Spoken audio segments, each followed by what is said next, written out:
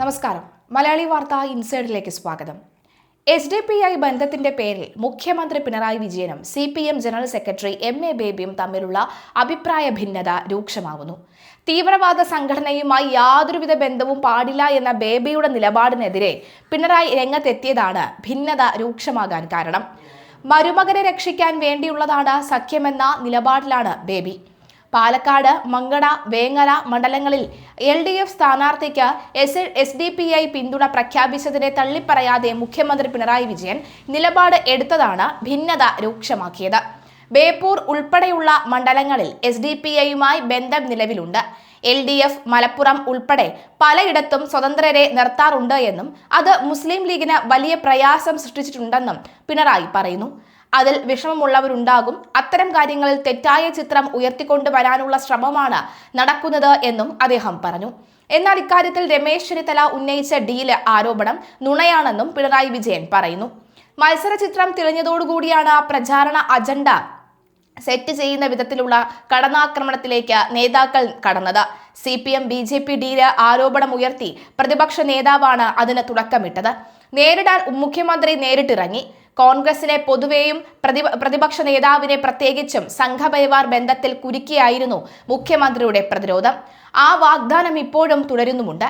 സർക്കാരിന്റെ 10 വർഷത്തെ വികസനക്ഷേമ പദ്ധതികൾ ജനങ്ങളോട് വിവരിച്ച് വിശ്വാസം നേടിയെടുത്തും ജമാഅത്ത് ഇസ്ലാമി ബന്ധത്തിൽ UDFനെ രാഷ്ട്രീയമായി ഒറ്റപ്പെടുത്തിയുമുള്ള പ്രചാരണ അജണ്ടയുമായാണ് LDF പോരിനിറങ്ങിയത്. 10 വർഷത്തെ ഭരണകോട്ടങ്ങളാണ് UDFും അവതരിപ്പിക്കാൻ ഉന്നമിട്ടത്.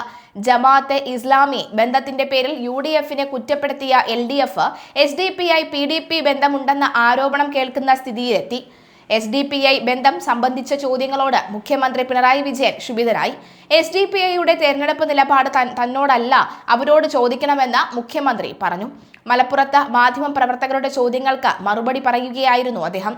വോട്ടിനു വേണ്ടി LDFന് അവസരവാദ നിലപാടില്ല, തത്വനിഷ്ഠിത നിലപാടാണ്. നാടിന് ആപത്തായതിനാലാണ് വർഗീയതയെ LDF എതിർക്കുന്നത്. 10 വർഷം വർഗീയ സംഘർഷം കേരളത്തിൽ ഉണ്ടായില്ല. എല്ലാ കാലത്തും വർഗീയതയുമായി വിട്ടുവീഴ്ചയില്ലാത്ത സമീപനമാണ് LDF സ്വീകരിച്ചത്. എല്ലാ വർഗീയതയും LDF എതിർക്കും. ജനങ്ങളെ തെറ്റിദ്ധരിപ്പിക്കാൻ UDF ആരോപണം ഉന്നയിക്കുകയാണ്. അതിലൂടെ എന്തെങ്കിലും നേട്ടമാണെന്ന് വിചാരിക്കേണ്ടതില്ല. ജനം ശരിയായ രീതിയിൽ വിലയിരുത്തും. എല്ലാ വർഗീയ ശക്തികളോടും ഒരേ നിലപാടാണ്.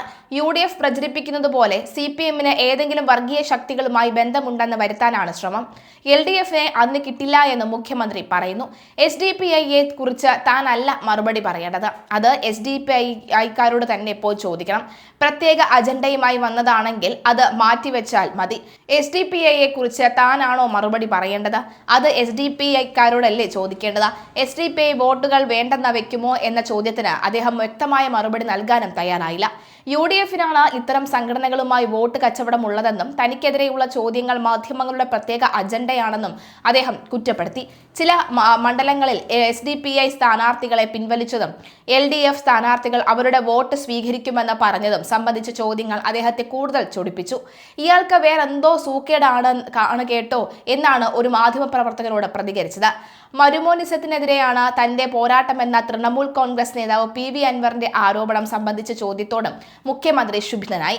നാവിന് എല്ലില്ലാത്തയാൾ പറയുന്നത് ഇവിടെ വന്ന് ചോദിക്കരുതെന്നും അൻവറിന്റെ മെഗാഫോണായി മാധ്യമപ്രവർത്തകർ മാറരുതെന്നും മുഖ്യമന്ത്രി പറഞ്ഞു.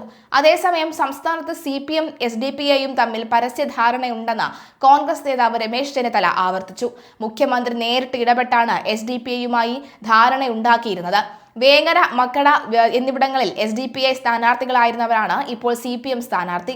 SDPI PDP തുടങ്ങിയവരുമായി ബന്ധമുണ്ടാക്കിയതും CPM ആണെന്നും ചെന്നിത്തല ആരോപിച്ചു. എറണാകുളം പ്രസ് ക്ലബ്ബിൽ നടന്ന മീറ്റ് ദി ലീഡർ പരിപാടിയിൽ പങ്കെടുത്ത് സംസാരിക്കുകയായിരുന്നു അദ്ദേഹം. SDPI RSSന്റെ ഉൽപ്പന്നമാണ് എന്ന് CPM general secretary MA baby പ്രതികരിച്ചു. BJPയുമായി കേരളത്തിൽ ഡീൽ ഉണ്ടാക്കിയത് കോൺഗ്രസ് ആണെന്നും അദ്ദേഹം പറഞ്ഞു. SDPI RSS ബന്ധം കനകോലു ക്യാപ്സ്യൂളാണ്. SDPIയോട് ചർച്ച ചെയ്ത പിന്തുണയും സഹകരണവും തേടുന്ന നയം LDFന് ഇല്ലെന്നും ബേബി വ്യക്തമാക്കി. നേരത്തെ പറഞ്ഞത് BJPയുമായി CPMന് ഡീൽ ഉണ്ടെന്നാണ്. രാഹുൽ ഗാന്ധിയെ കൊണ്ടും മല്ലികാർജുന ഖാർഗെയെ കൊണ്ടും ഇക്കാര്യം പറയിച്ചു. SDPI എന്ന് പറയുന്നത് RSSന്റെ ഉൽപ്പന്നമാണ്. അതുകൊണ്ട് SDPIയോട് ഞങ്ങൾക്ക് പറയാനുള്ളത് അവർ നിലപാട് തിരുത്തണമെന്നാണ്. ഈ സംഘടനകളിൽ നിന്ന് സഹായം സ്വീകരിക്കുന്ന സമീപനം CPMനും LDFനും ഇല്ല. അവരുടെ പ്രവർത്തകർ ഇടതുമുന്നണി സ്ഥാനാർത്ഥിക്ക് വോട്ട് ചെയ്യാൻ പോകുന്നുണ്ടോ എന്ന് നോക്കി അവരുടെ കൈ പിടിച്ച് തടസ്സപ്പെടുത്തുന്നത് സാധ്യമല്ല. MA ബേബി വ്യക്തമാക്കി. നിരോധിത ഭീകര സംഘടനയായ പോപ്പുലർ ഫ്രണ്ടിന്റെ രാഷ്ട്രീയ പാർട്ടിയായ SDPI നിരോധിക്കാൻ കേന്ദ്ര സർക്കാർ മുമ്പേ ആലോചിക്കുന്നുണ്ടായിരുന്നു. ഡൽഹിയിലെ പാർട്ടി ദേശീയ ഓഫീസിലും കേരളത്തിൽ തിരുവനന്തപുരം പാളയത്തെ സംസ്ഥാന ഓഫീസിലും അടക്കം ED റെയ്ഡ് നടന്നു. രാജ്യമെമ്പാടുമുള്ള 15ഓളം SDPI ഓഫീസുകളിലാണ് റെയ്ഡ് നടന്നത്. വൻ ക്രമക്കേടുകൾ കണ്ടെത്തിയതായി മനസ്സിലാകുന്നു. വിദേശ രാജ്യങ്ങളിൽ നിന്നുവരെ ഇവർക്ക് സഹായമെത്തുന്നു. ഓരോ SDPIക്കാരും കോടീശ്വരന്മാരാണ്. പണത്തിന്റെ ഉറവിടം പക്ഷേ ആർക്കും അറിയില്ല. ബംഗളൂരു, ചെന്നൈ, കൊൽക്കത്ത, ലക്നൗ, ജയ്പൂർ, താനെ, ഹൈദരാബാദ്, റാഞ്ചി എന്നിവിടങ്ങളിലെ ഓഫീസുകളിലും മലപ്പുറത്തെ ചില കേന്ദ്രങ്ങളിലും ED റെയ്ഡ് നടത്തി. SDPI ദേശീയ അധ്യക്ഷൻ MK ഫൈസിയെ വിമാനത്താവളത്തിൽ വെച്ച് അറസ്റ്റ് ചെയ്തതിന് പിന്നാലെയാണ് വിവിധ ഓഫീസുകളിൽ റെയ്ഡ് നടന്നത്. കള്ളപ്പണം വെളുപ്പിക്കൽ നിരോധന നിയമപ്രകാരമാണ് ഫൈസിക്കെതിരായ കേസുകൾ രജിസ്റ്റർ ചെയ്തത്. നിരോധിത സംഘടനയായ PFIയുമായി ബന്ധപ്പെട്ടുള്ള ദുരൂഹത സാമ്പത്തിക ഇടപാടുകളാണ് SDPIയിലേക്ക് എൻഫോഴ്സ്മെന്റിനെ എത്തിച്ചത്. PFIക്ക് പിന്നാലെ SDPI നിരോധനത്തിനുള്ള സാധ്യതകൾ ED റെയ്ഡോടെ ശക്തമായിട്ടുണ്ട്.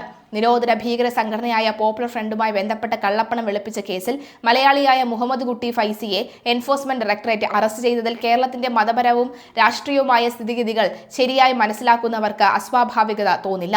പോപ്പുലർ ഫ്രണ്ടിന്റെ രാഷ്ട്രീയ മുഖമായ SDPIയുടെ അഖിലേന്ത്യാ പ്രസിഡന്റായ തൃശൂർ പട്ടിക്കാട് സ്വദേശിയായ ഫൈസിയെ ഡൽഹി വിമാനത്താവളത്തിൽ നിന്ന് ED കസ്റ്റഡിയിലെടുത്തിട്ടുണ്ട്. നിയമവിരുദ്ധവും തീവ്രവാദപരവുമായ പ്രവർത്തനങ്ങൾ പ്രോത്സാഹിപ്പിക്കുന്ന സംഘടനകളായി ബന്ധപ്പെട്ട സാമ്പത്തിക ശൃംഖലകൾ തകർക്കാനുള്ള ശ്രമത്തിന്റെ ഭാഗമാണ് EDയുടെ നടപടി. ഭീകരപ്രവർത്തനം നടത്തിയതായി തെളിഞ്ഞതിനെ തുടർന്ന് പോപ്പുലർ ഫ്രണ്ടിനെ നിരോധിക്കുകയും അതിന്റെ 100ലേറെ നേതാക്കളെ അറസ്റ്റ് ചെയ്യുകയും ഉണ്ടായി. അന്ന് അറസ്റ്റിലാവാതിരുന്ന നേതാക്കളിൽ ഒരാളാണ് ഫൈസി. പോപ്പുലർ ഫ്രണ്ടിന്റെ ആശയ രൂപീകരണത്തിൽ പ്രധാന പങ്കുവഹിച്ച ഫൈസി ഈ സംഘടനയുടെ നിരോധന തുടർന്ന് SDPIയുടെ പ്രധാന ചുമതലയിലേക്ക് വരികയായിരുന്നു.